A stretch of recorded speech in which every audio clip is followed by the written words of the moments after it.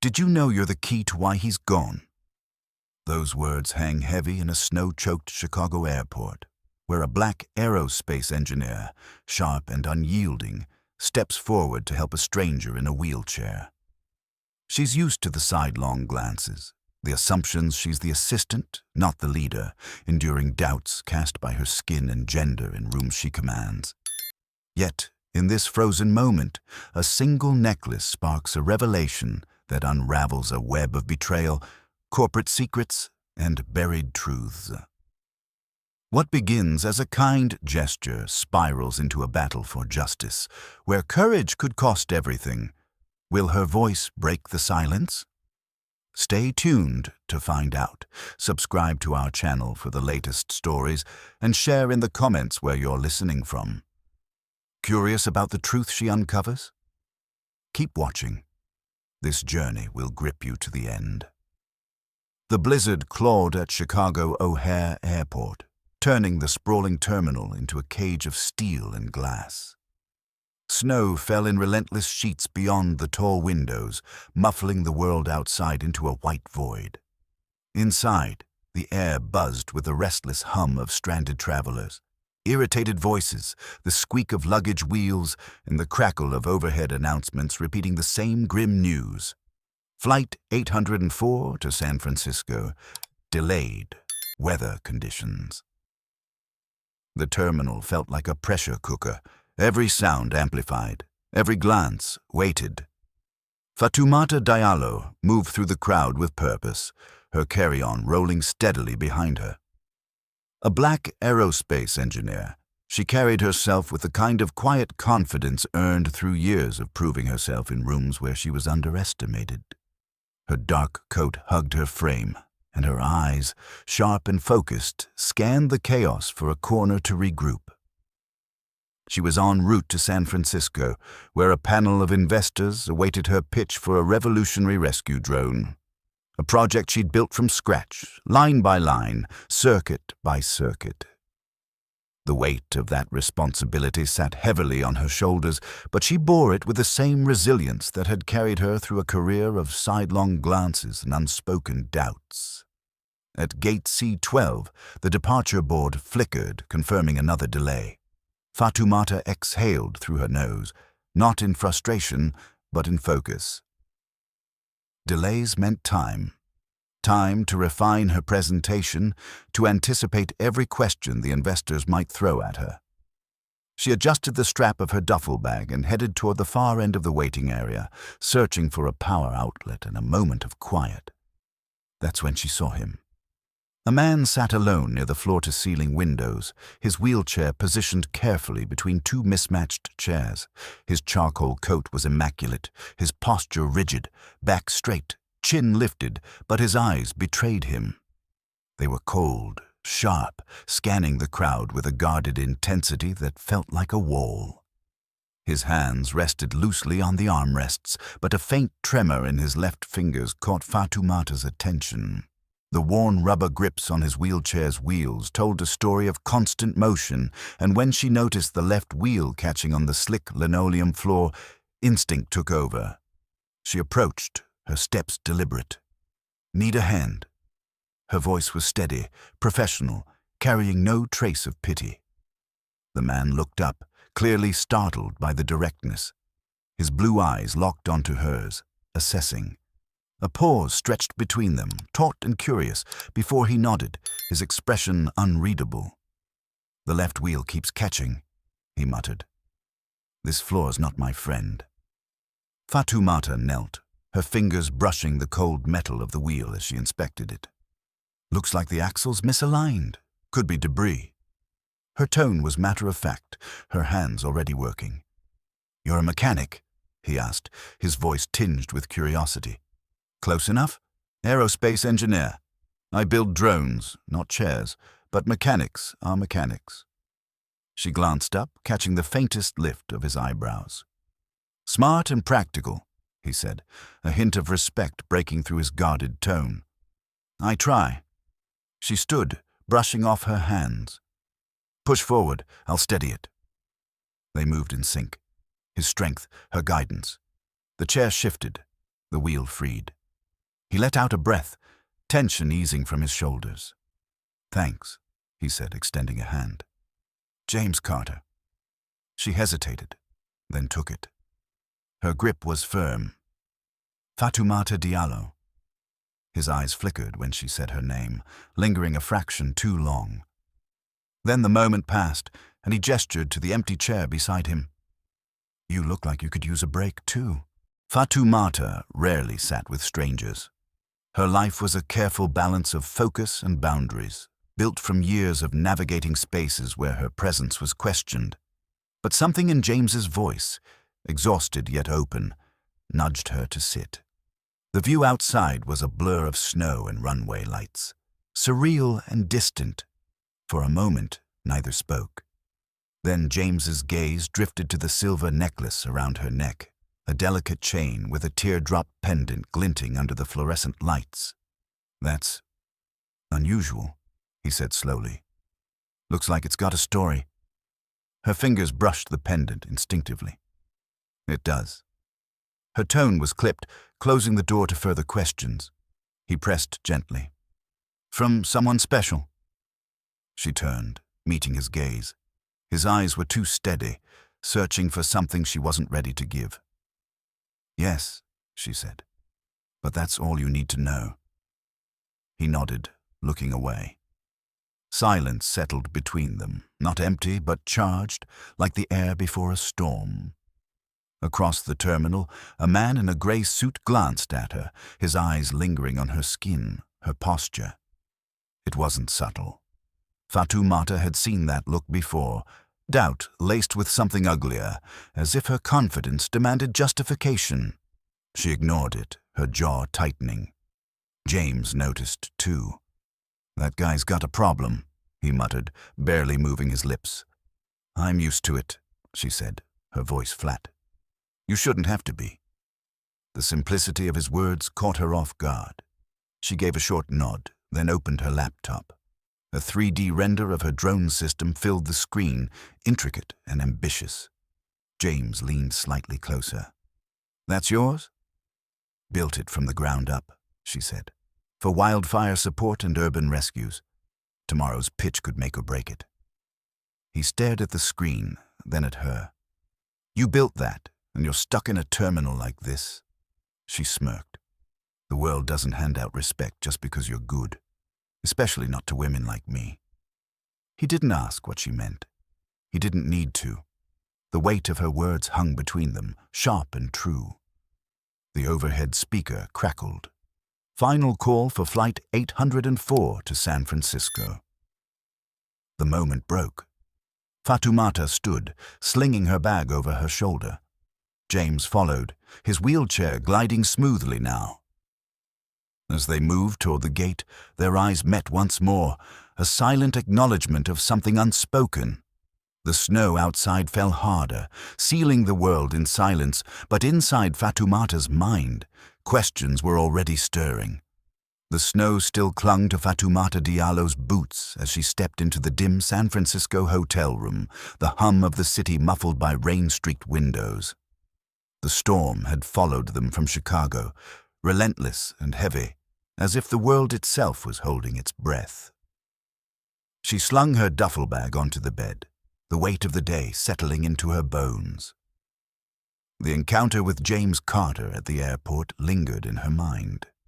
His guarded eyes, the flicker of recognition when he saw her necklace. Something unspoken had passed between them, a thread she couldn't yet unravel. She brushed her fingers against the silver pendant, its teardrop shape cool against her skin, and felt a pang of unease. The boarding call had cut their conversation short, but the questions it raised were louder than ever. The room was small, the air thick with the scent of overused air freshener and damp wool. Fatoumata unbuttoned her coat, her movements mechanical, her thoughts still on James's voice, exhausted, yet open in a way that felt deliberate. As she hung the coat on the chair, the necklace slipped free, clattering to the hardwood floor. The sound was sharp, like a warning. She knelt to retrieve it, her fingers brushing the pendant. It felt heavier than it should. Then, with a faint click, The teardrop face popped open, revealing a tiny USB drive nestled inside. Her breath caught. This wasn't just jewelry. It was a secret, hidden in plain sight. Fatoumata's heart raced as she turned the device over in her palm, its metallic surface catching the faint glow of the bedside lamp. She hesitated, then grabbed her laptop and texted James, who was staying 2 floors below. "You need to see this." Minutes later, he knocked, his wheelchair gliding silently into the room. His face was unreadable, but his eyes carried the same intensity she'd noticed at the airport. "What is it?" he asked, his voice low, as if he already sensed the weight of the moment. She didn't answer, just plugged the USB into her laptop. The screen flickered, and a video loaded. The face of Michael Carter, her former love, filled the frame. He looked older than she remembered, his features worn, his eyes shadowed with urgency. "If you're watching this," he said, his voice steady but frayed, "it means I'm gone. They framed your father, Fatoumata, Carter Tech, Elizabeth. They'll come for you next. Be careful." The words hit like a fist. Fatoumata froze, her hand gripping the edge of the desk. Michael's death, a supposed car accident, had shattered her a year ago, leaving questions she'd buried under grief. Now those questions roared back. Her father, Thomas Diallo, was locked away for treason, his name smeared to protect a corporation's secrets. She felt the room tilt, the walls closing in. James sat motionless, his jaw tight, his eyes fixed on the screen as Michael's voice faded to silence. She turned to him, her voice sharp with accusation. "You knew something about this, didn't you?" James's hands tightened on the armrests of his chair. "Not this," he said, his voice strained. "Not exactly." He exhaled, his gaze dropping to the floor. "Michael was my brother, half-brother, same father, different mothers. He walked away from our family years ago, saying it was toxic. I didn't know about this." He gestured to the laptop, his hand trembling slightly. "But I knew he was scared of something. He wouldn't tell me what." Fatoumata's chest tightened. Michael had never mentioned a brother. 3 years together, and he'd kept that part of himself locked away, like so much else. She remembered his late-night silences, the way he'd dodge questions about his past with a smile that never reached his eyes. Now it made sense, and it stung. "He didn't trust you," she said, the words cutting deeper than she intended. James flinched, but his voice stayed steady. "He didn't trust anyone. Not after Elizabeth took over Carter Tech. She changed everything, our father's company, our family. Michael thought she was hiding something big. He was right." The name Elizabeth Carter landed like a stone. Fatoumata knew her, the CEO of Carter Tech, a woman whose name carried power and menace in equal measure. She remembered her own rejections from Carter Tech, despite her stellar credentials. The interviews where her expertise was questioned, her presence scrutinized. "They didn't want me," she said, her voice low. "I thought it was just bias. Now I'm not so sure." Her phone buzzed, shattering the tension. It was David, her younger brother, his voice urgent through the speaker. "I filed the petition to reopen Dad's case. The courts can't ignore this forever." His words were a lifeline, pulling her back from the edge of grief. David, barely 25, carried the same fire she did, fueled by years of fighting for their father's name. She looked at James, her eyes narrowing. "What else aren't you telling me?" He met her gaze, unflinching. "I don't know everything Michael did, but I know he left that for you." He nodded at the USB. "He trusted you to finish what he started." Fatoumata's fingers closed around the pendant, its edges biting into her palm. The room felt too small, the air too thick. She stood, pacing to the window, where rain streaked the glass like tears. Michael's voice echoed in her mind, a ghost demanding justice. She thought of her father, his letters from prison, his unwavering belief in her. She thought of the system that had tried to break them both. "We need to know what's on this drive," she said, turning back to James. "All of it." He nodded, his expression resolute. "I'm with you." The rain battered the hotel window, a relentless drumbeat that mirrored the storm in Fatoumata Diallo's chest. She clutched the USB, its weight a promise and a burden, as Michael's final words echoed in her mind. "They'll come for you next." Beside her, James Carter sat in silence, his hands steady but his eyes betraying a flicker of guilt. The truth about his brother, Michael, had cracked open a fault line between them, but Fatoumata knew they were bound by the same fight now. She turned from the window, her voice firm. "We need to know what's on this drive," she said. "All of it." James nodded, resolute. "I'm with you."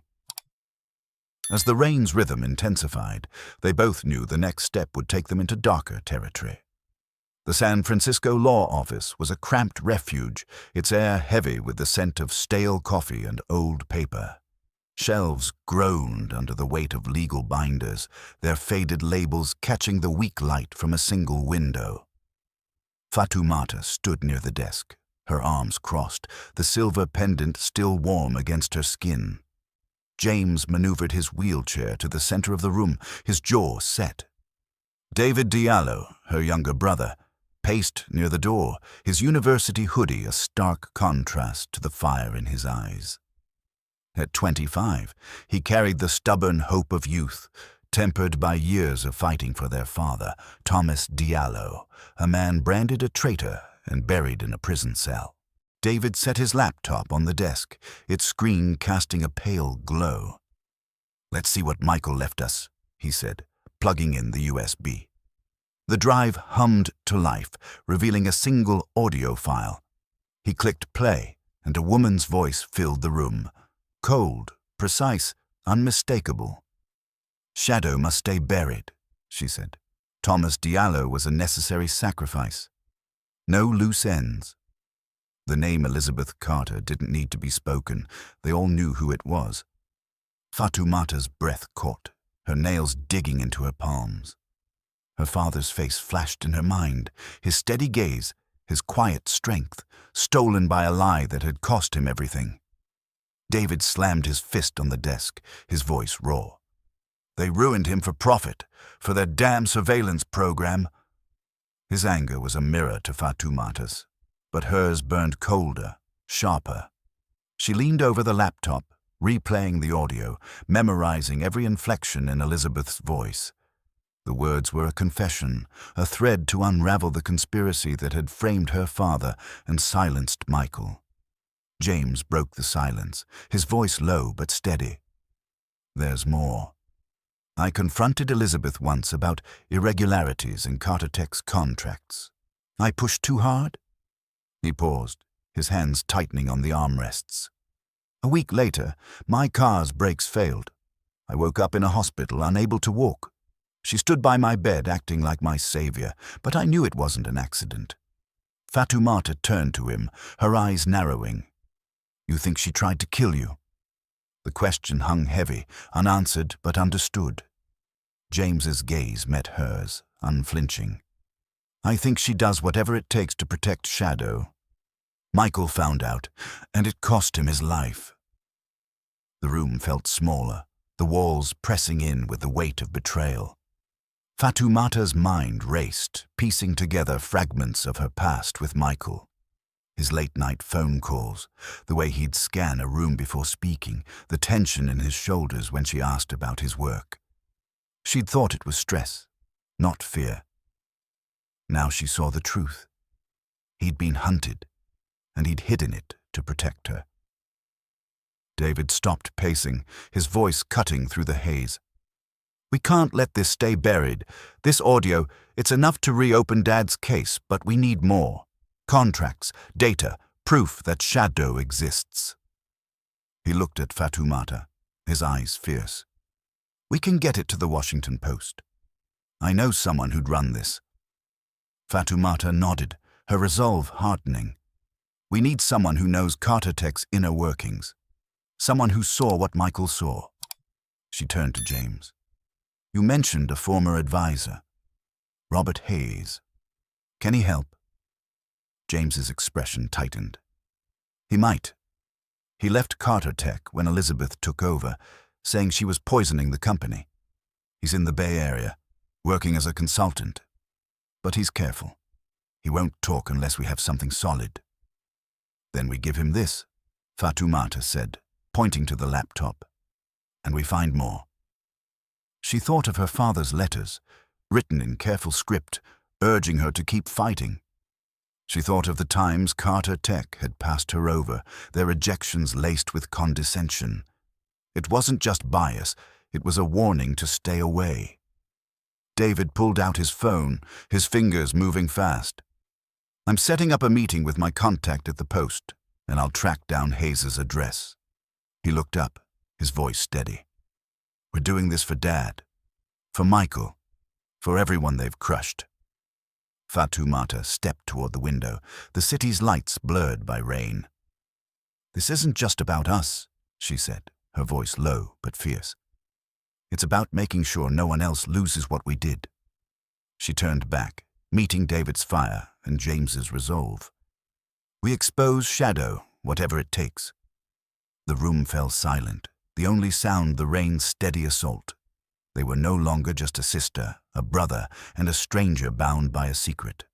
They were a team, forged in the crucible of loss and defiance. Outside, the storm raged, but inside, a plan was taking shape. A plan that would lead them straight into the heart of Carter Tech's shadows. The rain had softened to a mist, but the San Francisco night carried a chill that seeped into Fatoumata Diallo's bones. She stood by the law office window, the city's blurred lights reflecting her resolve. We expose Shadow, she had said, her voice a vow that bound her, James Carter, and her brother David in a shared mission. The audio of Elizabeth Carter's confession burned in her mind, a beacon in the darkness of Carter Tech's secrets. As they stepped into the street, the weight of their plan settled over them like a gathering storm, pulling them toward a confrontation none could avoid.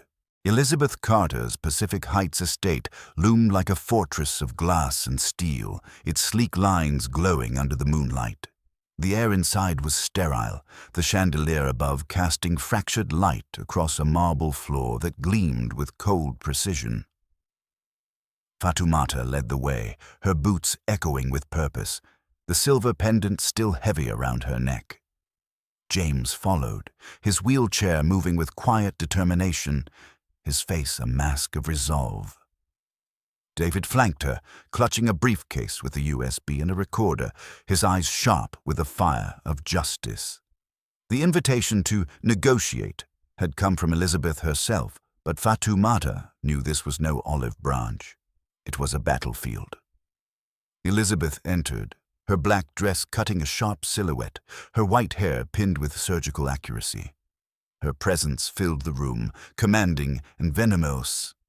"You've come," she said, her voice smooth as ice. "I wasn't sure you'd dare." Her eyes swept over them, lingering on Fatoumata with a mix of curiosity and disdain. Fatoumata stepped forward, unflinching. "We're not here to play your games." Her voice was steady, honed by years of facing down doubt and dismissal. Elizabeth's lips curved, not quite a smile. "Bold words for someone standing in my house." She gestured to a long mahogany table, its surface polished to a mirror's sheen. "Sit, let's talk." They took their seats, the wood between them a silent divide. Fatoumata sat directly across from Elizabeth, her gaze locked on the older woman's unyielding eyes. David set the briefcase down, his movements deliberate. James positioned himself at the table's end, his hands still, but his posture spoke of defiance. "You've caused quite a stir," Elizabeth began, crossing her legs with practiced grace. "Digging into things that don't concern you. Stealing data. Making accusations." Her voice was calm, but each word carried a warning. David leaned forward, his tone cutting. Accusations. We have your voice on tape, admitting you framed our father to protect Shadow. You call that stealing? He slid the recorder across the table, pressing play. Elizabeth's voice echoed again. Thomas Diallo was a necessary sacrifice. No loose ends. Elizabeth's expression didn't change, but her fingers tightened around the armrest. Recordings can be manipulated, she said coolly. You have no proof. Fatoumata's voice sliced through the air. We have everything, contracts, transaction logs, emails, all backed up and sent to the Washington Post and the Department of Justice. She leaned closer, her eyes burning. You buried my father to hide your surveillance empire. You silenced Michael when he got too close. You even tried to kill James to keep him quiet. Elizabeth's gaze flicked to James, a flash of something, regret perhaps, crossing her face before it hardened again. You could have had a place here, James, she said. You chose to betray your family. James's voice was steel. You're not my family. You never were. Michael tried to stop you, and you destroyed him for it. I'm finishing what he started. The air grew heavy, the chandelier's light casting sharp shadows across the table. Fatoumata pulled the USB from her pocket, holding it up like a weapon. This is Shadow, laid bare. Every deal, every lie, every name. It's already out of your reach. Elizabeth's composure cracked, her eyes narrowing. You think you can dismantle me with a flash drive? Power doesn't fall to headlines. Maybe not, Fatoumata said, her voice low and fierce. But it bends when the truth speaks louder. She nodded to David, who pulled out his phone. One message, and the Post runs the story. The DOJ is already moving. You can't bury this. Elizabeth stared at the phone, her calm unraveling. You'll destroy yourselves too, she said, her voice softer now, almost pleading. You don't know the cost. Fatoumata stood, her shadow falling across the table. I know the cost. I've lived it. My father's in a cell because of you. Michael's gone because of you. I'm done paying your price. Elizabeth rose, her heels clicking like a countdown. You're brave, she said, her tone icy, but bravery doesn't win wars. It starts them, Fatoumata replied, her voice unwavering. The room fell silent, the tension a living thing. Elizabeth turned, walking toward a glass decanter on a sideboard, pouring a drink with deliberate calm. You'll have your moment, she said, her back to them, but moments pass. Fatoumata didn't blink. Not this one. They left the estate without looking back, the night air sharp against their skin. Fatoumata's heart pounded, but her steps were steady. The USB felt heavier now, a key to a truth that could no longer be contained. As they stepped into the waiting car, David's phone lit up, a confirmation from his contact at the Post. The story was set to break. The fight was far from over, but the silence was breaking. Thank you for joining us on this gripping journey through secrets in the snowstorm. Fatoumata Diallo's fight for truth against a web of betrayal resonates deeply, and we hope her courage sparked something in you. What did this story stir in your heart? Did it challenge your perspective or inspire you to stand against injustice? Share your thoughts in the comments. We'd love to hear how this tale moved you and where you're tuning in from. Your voice matters, just as Fatoumata's did. Don't miss our next story. Subscribe and hit the notification bell to stay updated on powerful narratives that uncover hidden truths. Thank you for being part of this journey, for listening, and for believing in the power of standing up. Until next time, keep seeking truth and stay bold. We'll see you in the next chapter.